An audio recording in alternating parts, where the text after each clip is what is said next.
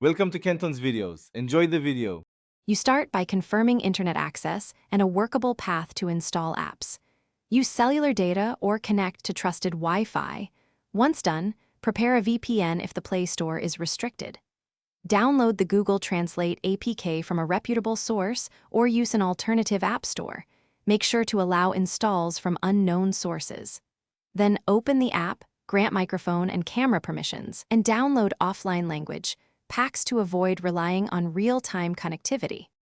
Next, configure the app for practical use in China. Set your primary input language and Chinese simplified or traditional as the output, then download those offline packs. This reduces latency and avoids blocked services.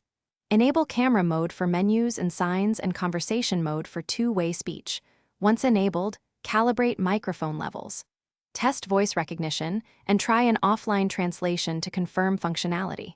If offered, toggle enhanced offline data for better accuracy. Finally, use Google Translate effectively and know how to recover if things go wrong.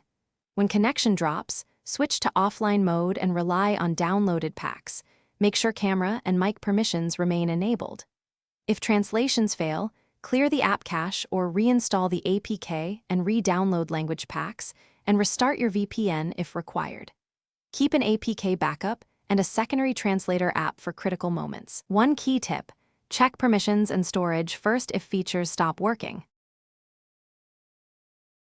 Thanks for watching. Consider subscribing if we helped you.